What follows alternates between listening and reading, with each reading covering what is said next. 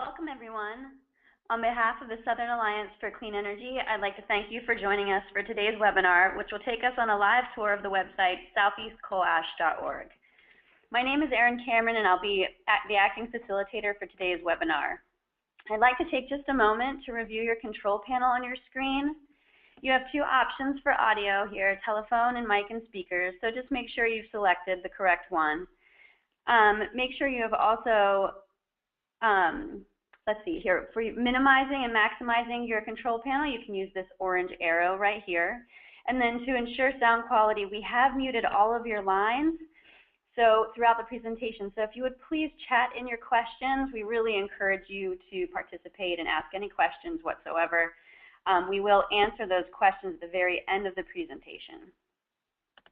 For those of you not familiar with Southern Alliance for Clean Energy, we are a regional organization focused on promoting responsible energy choices that create global warming solutions and ensure clean, safe, and healthy communities throughout the Southeast. We are a membership organization, and we would like to acknowledge our members on this call today and encourage those of you who are not members to please join us today. For ways in which you can become a member and get involved, please visit our website, cleanenergy.org. I would now like to introduce our presenter today, Joan Walker, SACE High Risk Energy Coordinator. Joan supports SACE's high-risk coal team in a variety of ways, including organizing field campaigns, maintaining web presence for coal and coal ash issues, data and policy research and analysis, and coordinating with regional stakeholders and allied organizations. Her background is in energy efficiency, high-performance building codes, and urban and environmental planning, and she joined the SACE staff in 2012. So if you just hold on one second, I'm going to switch the screen over to Joan so that she can walk us through the tour.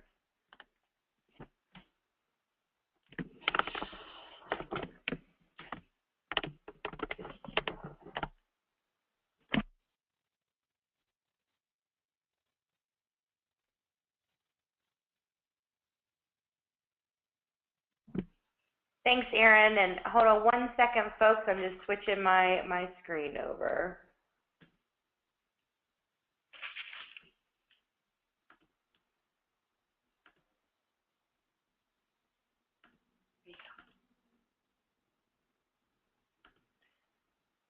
All right, everybody. Well, thank you again for joining the webinar today. I'm really excited to show off the Southeast Coal Ash Waste website.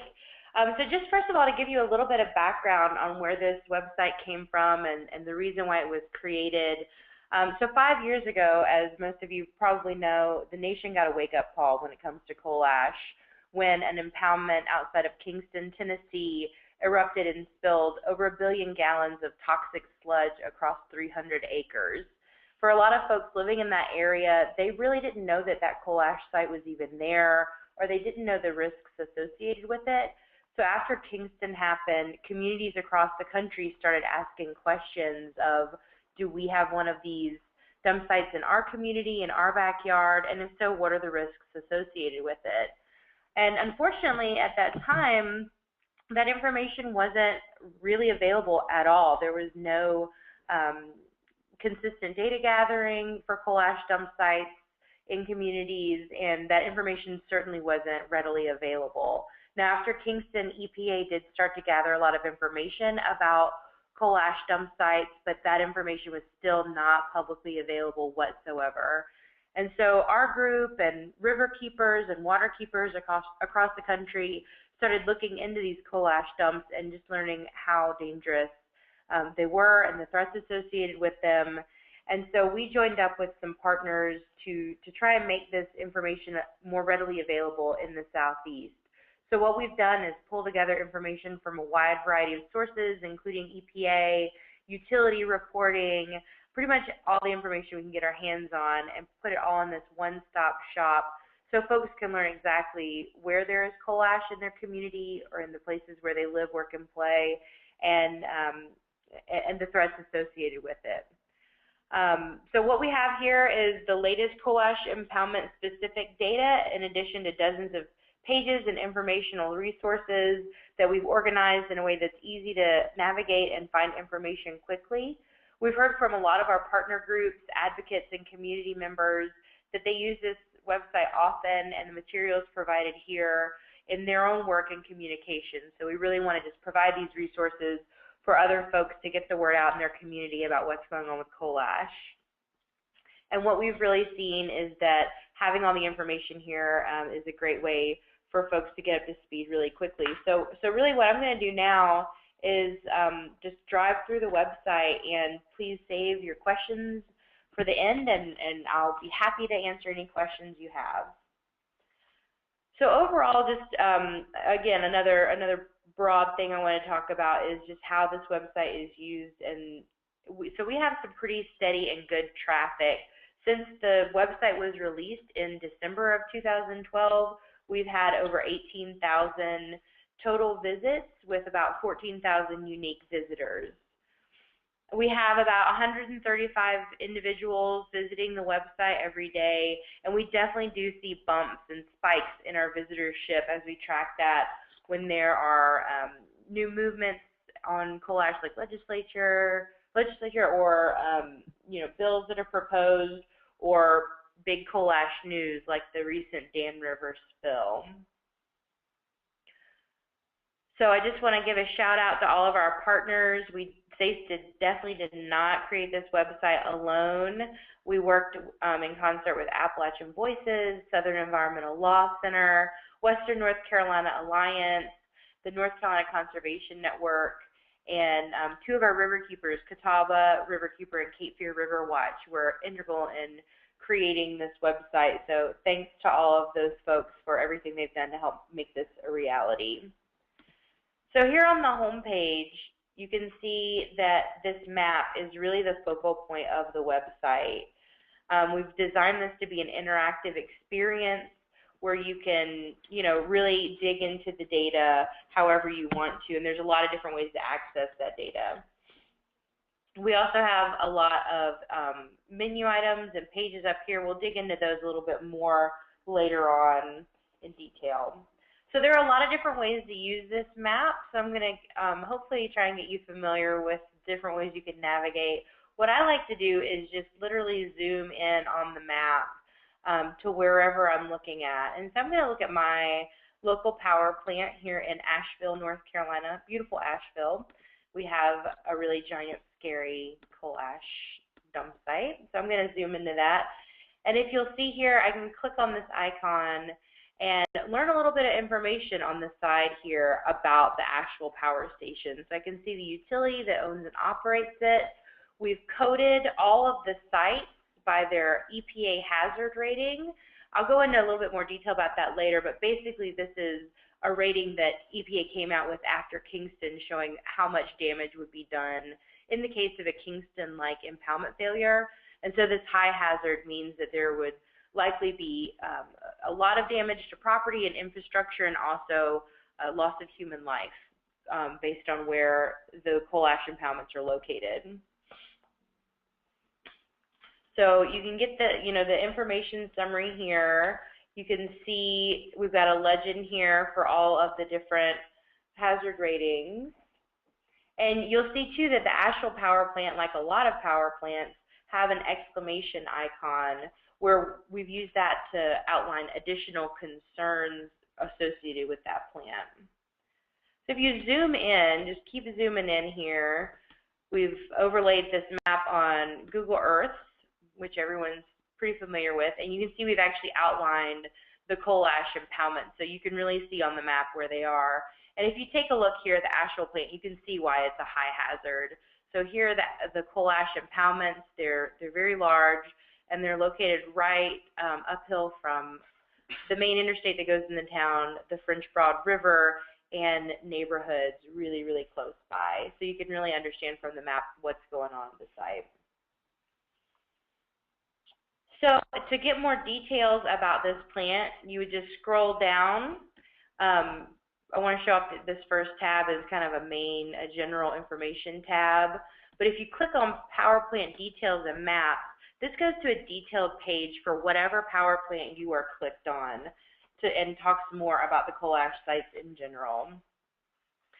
So again, here we have some more information about the plant itself, its retirement status. This is an active plant we're looking at. the nearest water body, and local support groups here. And then the first section here is contamination. So in this section we talk about any known coal ash contamination that has been found, and that could be from utility self-reporting, state environmental organizations that have found contamination, or in some cases citizen groups like those river keepers that have gone out and done testing and found illegal pollution. So you can see we've carried through the exclamation point icon, make it really easy and eye-catching to see where the problems are. You can see at this site there are some pretty serious illegal contamination issues of all of the toxins that are in coal ash here. So if you scroll down, you can you find the next section is ash impoundments.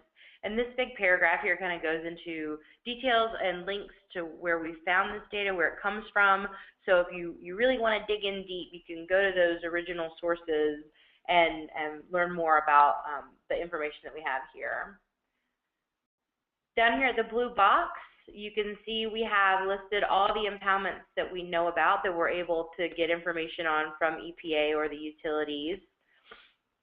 And we list the unlined impoundments first, again with that exclamation point, because unlined impoundments are very susceptible to leaking and contaminating ground and surface water, so we want to call those out. And you can see at the Asheville plant, all 3 of the impoundments are unlined. And here you can find the condition rating for each one. So this is a little different than the hazard rating, where the hazard rating talks about the risk associated with a dam collapse. The condition rating tells us exactly how structurally stable that site is and if there are any issues. So you can see here at this 1964 pond, it's not only high hazard, it's also in poor structural condition. So that tells us there's probably a problem there. We've got the capacity. So this is how many gallons of coal ash that site can contain. It doesn't necessarily mean that's how much coal ash is in it, but how much it can hold. And then we've got the dam height here. So these are all, these are really high dams that kind of loom over our rivers and waterways. So that's important to know as well. At the bottom of the table, you can see, you can click through and get all that information for each of these impoundments. And then here at the bottom of the table, we total up the total known gallons and the total capacity for this site. And then at the bottom, we will have any groundwater testing data, or in some cases, citizen testing data where we have it available. And so this is any testing that shows groundwater contamination at these sites. We do have this information for all the sites in North Carolina, because North Carolina is one of the few states that requires groundwater monitoring, but we don't have it in many of the other states. And we are in the process of getting some citizen testing data up for our North Carolina sites from our river keepers. One more thing, kind of a recent thing we've added here is we've tried to make it a little bit easier to share this information. So if you see in this sharing box here, you can copy a link to this page. So if you really want to share this with all your friends on Facebook to say, look what's going on in our community, you can easily do that. You can also download a PDF of all this plant information. It'll give you like a little mini report that pulls all this information. If you want to download the information for Google Earth, if you want to make your own maps or put this on a map that's already on your organization's website, you can easily do that here. And we also have GIS shape files of all of the impoundments. So you can see we really try to make it easy to share all this data. Again, we talked about the introduction tab where there's some general info for those folks who don't know too much about coal ash. And then we also have this other tab, which is a table of power plants. So here you can see we have listed all of the power plants throughout the southeastern region and have some general information about them here. So this is another way you can navigate to specific power plants. So let's say I'm interested in finding the Marshall Power Plant, which is also in North Carolina. We've got this handy dandy search bar where you can search for anything that's listed in the table. So here you can find Marshall, you can click on it, go to the power plant details, the maps page, and there we are at Marshall. If you are interested in finding all of the sites in, say, Alabama, you can also search for state names in this table and find all of the sites that are in Alabama. And again, you can just click through and navigate however you like. And you can also just look for a state abbreviation, find all of the Georgia power plants, say. So now that we've gone through all the site-specific information, well, not all the information, but you know where it is now, you can find it.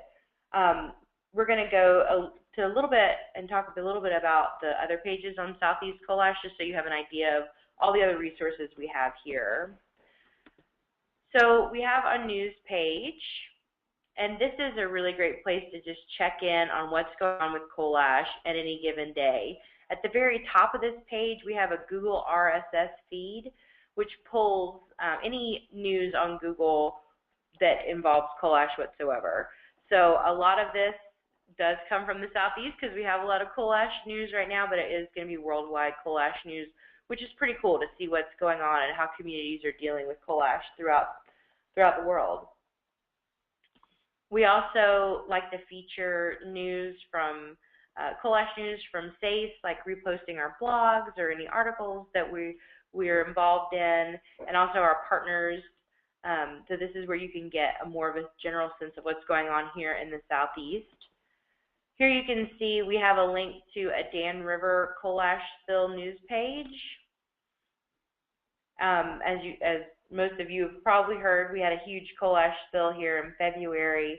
Right here in North Carolina, and there's just so much news and so much happening so fast, and it's continued to happen, that we made a dedicated news page. So you can see here going all the way back to the beginning of the spill, and then some related photos and videos. We've just tried to link to anything we could, including some great political cartoons that came out of the Dan River coal ash spill. So going back up, the next thing on the menu is our Take Action page. So here we've tried to make it really easy for folks to know how they can get involved and how they can make their voice heard. You can come here, link to it, share it out, please. It's really easy to send Duke Energy a message. We've also got a link here for local governments, for folks that want to get their local governments to pass the coal ash resolution, and that has a template and you know, everything you need to go to your local city council or county commissioners and hand them what they need to pass the local coal ash resolution. You can also contact your state officials, tell EPA to protect our waters with the strong coal ash rule, or send a message to Congress to make sure that they don't pass any legislation that's going to hold us back. So we do try to keep this updated with the local with the most recent opportunities, so please check it out as it does change. So then we have a big menu here about coal ash, and this is where there's just tons and tons and tons of information. We've got state-specific pages here. Let's take a quick look at one of those so you can get a sense of what's on those state-specific pages.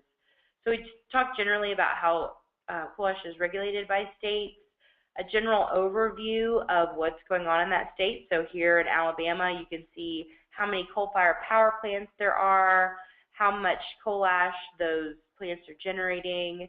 That calculation comes from Earth Justice, who's one of our partners. We feature a lot of their information on this site. And then we talk about that state's current regulatory programs and what safeguards are lacking to protect communities in that state.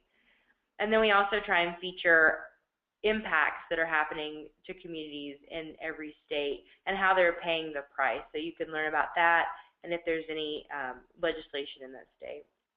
So going back up to about coal ash, you can also just learn about coal ash storage, issues related to storage, health impacts, how wildlife is impacted, and our water resources. We've got a page on coal ash reuse. That's a big topic of discussion in the coal ash debate. We've got an explanation of the EPA hazard ratings. I'm going to click there for you to see that real quick. So this is what I referred to earlier, this high, significant, and low hazard ratings, which is how the map is color-coded. You can learn more about that and how EPA came up with that rating system. and also an explanation of our additional concerns icon there. So you can see that if a site has unlined impoundments that are in poor condition, or proven contamination, we're going to mark them with that exclamation point there. You can go over to the What We're Doing menu. You can find out kind of what's moving on coal ash here. Let's take a look at the coal ash rules in EPA. Here we've tried to kind of boil down in simple terms proposed rules and the history of regulating or the lack of regulating coal ash, EPA. So we still do not have any federal coal ash regulation. Coal ash is less regulated than regular household garbage, even though it contains a who's who of toxic materials. But hopefully that will change soon, as we are expecting a coal ash rule on December 19th, 2014. Again, we've just linked to all the resources we can find to help folks dig deeper into the issues. And if you scroll all the way down to the bottom of this page, you can see the various options that are on the table for regulating coal ash and how they differ. Under What We're Doing, you can also find out about all the legal actions. So a lot of the coal ash battle is happening in the courts. So we have pages for each of the states where there's active litigation or has been litigation. And there's a lot happening in North Carolina, so I just want to show you, it's hard for me to keep up with what's happening in North Carolina, and I often refer back to this page just to remind myself, where are we? So you can see we just try to outline what's happening and link to where you can learn more on that. Another thing I wanted to call out is our sidebar here. Just take a quick minute and show you the sidebar. So this box right up here is just a link to the main page, to the home page map. And then this is a really cool feature we have. If your organization has a website where you'd like to feature southeastcoalash.org, we've made these handy dandy little widgets, which are just these little things. I didn't know what a widget was until I got involved with this project. So we made it easy. You can just grab this code, copy and paste it onto your website, no matter the platform it's on, and you should be able to get one of these beautiful widgets. And then I do want to show you that we have added a search feature recently. So this makes it really easy just to search through all of the resources that we have here. So I'm going to search for Kingston. That ought to give us a few hits at least. So you can see how we break it out. We break it out by if there's a power plant with that word in it. So you can see here, that's the Kingston Power Station details page. Then any news results that we have that reference Kingston, and then any pages. Again, to the theme of making a lot of information readily available, we have this great reports and resources page. So anytime anything comes through on our radar, we add it up here. You can find all the reports that have been put out about coal ash, lots of blogs and articles, some fact sheets. So these are all one-pagers, topic specific. These are great. You can just grab them, print them out. If you can use them at all, please do. We've got great videos and podcasts. I actually just added this one this morning. Coal Ash, America's Dirty Secret. I would encourage everyone to check that out. It's a really great video. Any press releases and technical documents and anything else that we have related to coal ash where you can learn more. And of course, we are active on social media. So please, if you're on Facebook or Twitter, click here and like us or follow us, and so you can stay up to date on the latest Southeast Coal Ash news. Here's our Southeast Coal Ash page. Help us get our follower number up, please. That'd be great. And just what I would ask you all is help spread the word, and please, if you have any questions whatsoever as you're navigating and playing around on Southeast Coal Ash, let me know. So on the bottom of every page, you can contact us, and this will send an email directly to me, and I'm more than happy to answer any questions or dig up any information that you're looking for or be of service in any way I can. And also, as you're playing around on the website, if you see something that could be better, or if you have information of what's going on in your local community that we could put up on the website, please share it and let me know and give us feedback so we can continue to make this tool as useful and informative as possible. So thank you all so much, and I believe now I'm going to hand it over to Erin, and she's going to lead us through Q&A. I just want to encourage everybody, if you have any questions right now, please type them in, and Joan will answer them. We can even reference the site that she has been on this webinar. We do have one question right now, and it is how about adding coal ash sites outside of the Southeast? So I want to also piggyback on that and say, are there efforts outside of the Southeast similar to this website? Yeah, thanks for that. So to the first, to the question, I'm not aware of any efforts outside of the Southeast to make a website like this. And since we are a Southeastern focused organization, that's not really something that we're looking at right now. You know, we really try to just focus on the Southeast since that's where our purview is.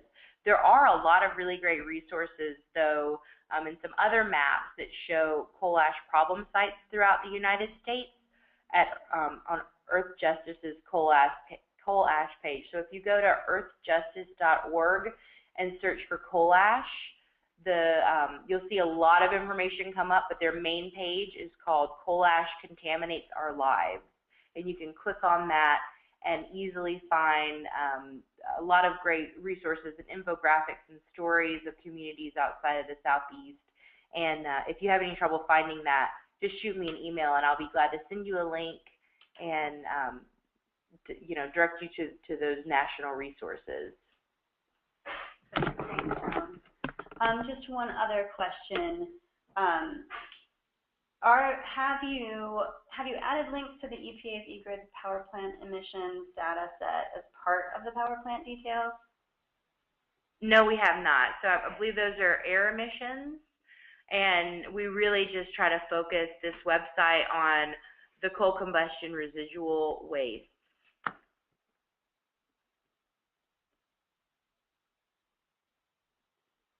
Great, thank you. Yeah, thanks. So yes, if anybody has any other questions, those are the questions that we have for today. I will go ahead and put Joan's contact information up here. So if anybody has any additional questions, please feel free to email Joan at joan@cleanenergy.org. And I want to thank you, Joan, for being with us today and showing us this wonderful tool. Everybody, we have been recording this webinar, and so you will be able to access that on the webinar archive page of our website, cleanenergy.org. And you will also receive a link to that page and the recording later on this week. So we appreciate your support and interest and hope that you'll join us again. Thanks, everybody. Thank you.